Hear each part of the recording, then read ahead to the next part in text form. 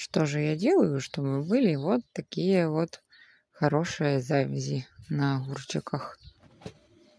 А все очень просто. Нужно с осени позаботиться о том, чтобы у нас был хороший грунт. Я вношу в почву перегной, также биогумус. Хорошо перекапываю для того, чтобы все вредители вымерзли.